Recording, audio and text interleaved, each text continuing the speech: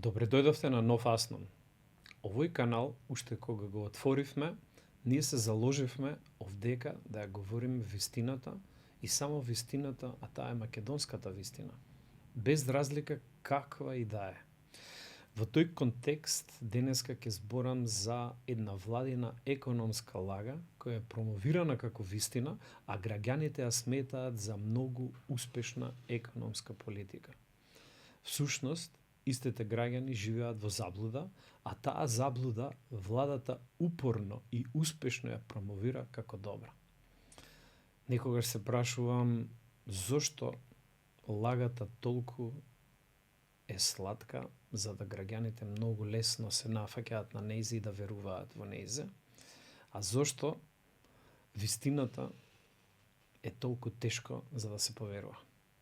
Но, како и да е, минатата недела порталот mkd.mk изврши една анкета на граѓаните, каде што 73% се задоволни и многу позитивни или главно позитивни за мерките за замрзнување на цените на одредени производи за македонската економија. Всушност, оваа политика Мицковски ја промовираше со целта дека неговата цел е да го олеснат животот на граѓаните.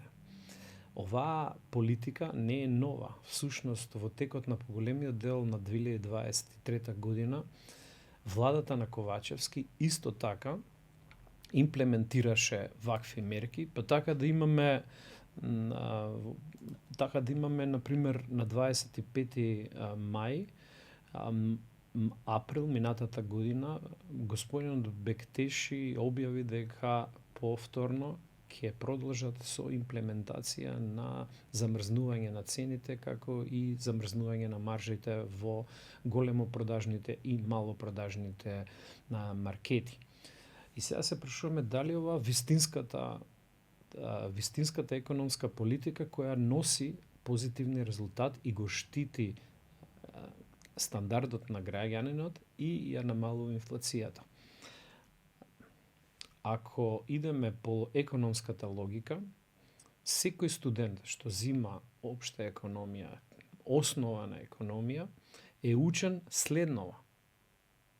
Политика на замрзнување на цените и профитните маржи не е ефикасна економска политика. Ова се учи во основните предмети на економија. И ова е едно општо здаење што секој кој земал дали се економски науки, економски предмети, тоа го знае.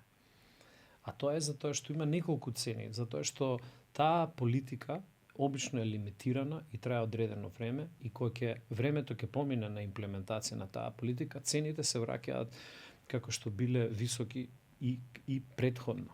Во нашиот случај, оваа политика не е сеопфатна политика и не се однесува за пазарите, кај што не плаќаат ДДВ и каде што тешко е да се спроведе истата, или па не се однесува во однос на сивата економија, оние гранапчиња мали кои што работат на работ на легалното и нелегално, и ова дава една приказ дека и да се имплементира оваа економска политика во најблаго речено состојба само дел од пазарот ќе биде опфатен, правејќи оваа политика додатно неуспешна на тоа што неуспешна за истата. Не морам да идам понатаму што ќе кажам дека ова исто така е антибизнис политика, затоа што ги зголемува трошоците на бизнисите кои ќе имплементираат, тоест нивните оперативни и административни трошкови, заради што истите треба да се имплементираат на полиците, тоест работната рака треба да дојде, вработените треба да дојдат да ги менуваат цените, па да ставаат стикери како што тоа владата го навекне, за да има една промоција на владата на рафтовите на продавниците во мало продажба. Плюс тоа, оваа политика доведува до едно размислување кај фирмите што имплементираат за една неправдина затоа што се имплементира кај оние што го почитуваат законот, а во делот на сивата економија, во делот на зелените пазари кај што нема фискални каси, таа нема да се имплементира и таму нема да имаме инспекции кои што ќе ги казнуваат. Значи, се казнува некој што ќе го следи законот и се мотри тој што го следи законот, а оној што не го следи, тој е оставен на мира и на раат. И ова допринесува до креирање на таа една антибизнес клима што оваа мерка ја има. Но за да се види ефикасноста на оваа мерка, најдобро е да се види емпиријата. Тоест, да се види што се постигнало со времените мерки што владата ги имплементираше минатата година. А минатата година имавме една серија на замрзнување на цените и лимитирањето на трговските маржи. За таа цел, јас го земав извештајот од Светска банка за целиот регион, така да што можеме да видиме споредбено каде е Македонија во однос на инфлацијата и сузбивањето на инфлацијата, како и тоа што мисли Светска банка, кои се главните причинители за растот, односно за падот на цените во малопродажбата. Така да, ако гледаме, овој извештај беше даден во мај оваа година, 2024, и се однесува за минатата година, а некои графи одат и надазти на 4 години. Така да, ако гледаме каква била инфлацијата во последните 4 години на 6 земји од така наречениот Западен Балкан, ќе видиме дека истите, тоа се Црна Гора, Босна, Косово, Србија, Македонија и Албанија, ќе видиме дека ако се работи во делот на инфлацијата, дека од 2020 година па се до јануари 2024 трендот на инфлација во регионот е сличен или ист. Така да, кога во јануари 2023 Македонија имаме најголема изразена со зелена црта е инфлацијата во Македонија, за да истата паѓа, биде втора и завршува негдека трета поред инфлација.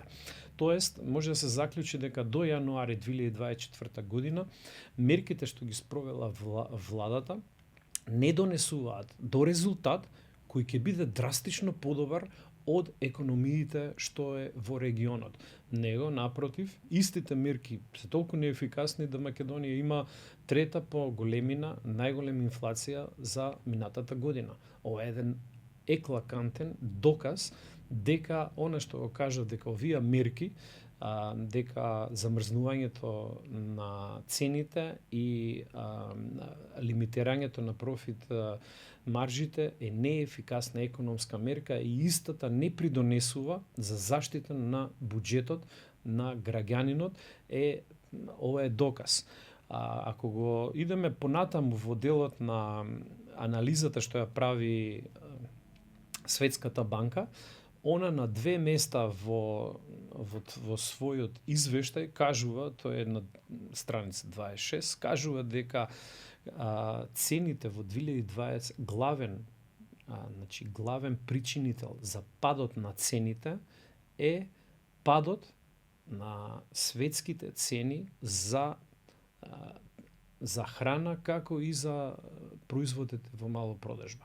И тоа го нотира на иста страна 2 пати, за да покаже дека главен причинител за падот на цените во регионов не се политиките, имплицитно тоа го кажува, него падот на цените на перзите на овие производи, како што се за храна и производите за малопродажба. И тука ова е една од главните аргументи за ова што го велам.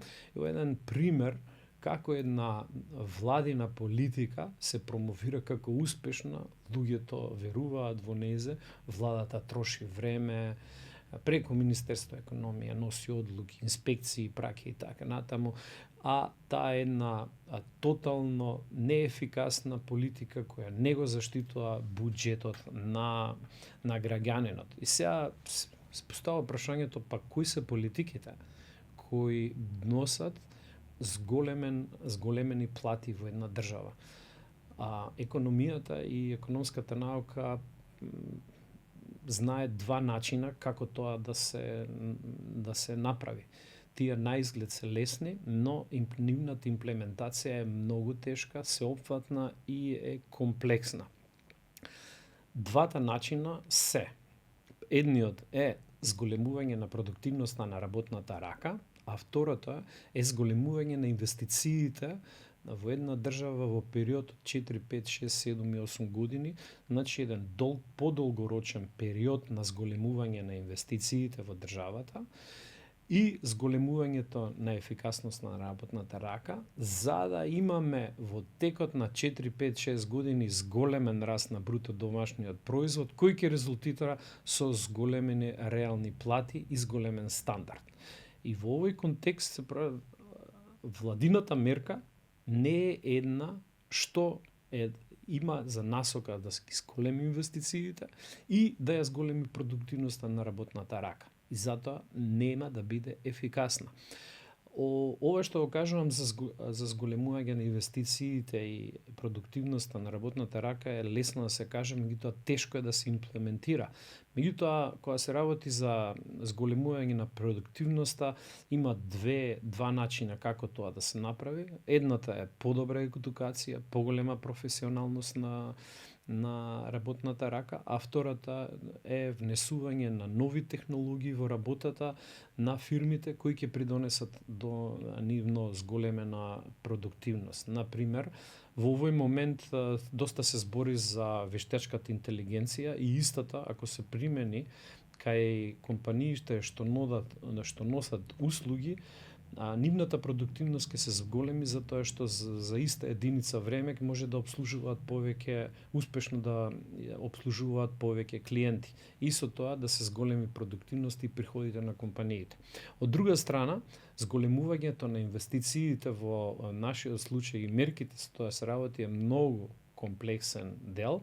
Меѓутоа во нашиот дел, кога се однесува за Македонија, тоа се треба да бидат сет од мерки кои ќе подобрат законите, за да се овозможни подобра работа на компаниите, подобрување на професионалноста на администрацијата, која ќе биде во сервис на фирмите, а не ќе контрира на истите и во нивната работа и да ги оценува.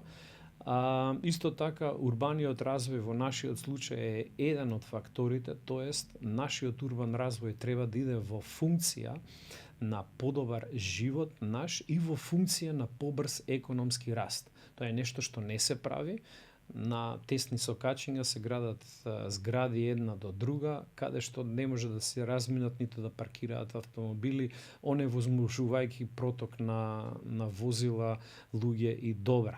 Во тој контекст, развојот на патната, енергетската инфраструктура, железничката инфраструктура е исто така добар показател каде што долгорочни инвестиции во овие сектори овозможува исто така на среден план 4 до 6 години подолгорочна поголем развој, како и во нашата област, односно во нашата економија овдека во Македонија, олеснет пристап до капитал за успешни проекти. Тоест имање на така наречени Angels Capital, капитални фондови кои ќе иницираат успешни приказни и ќе финансираат нови стартап проекти.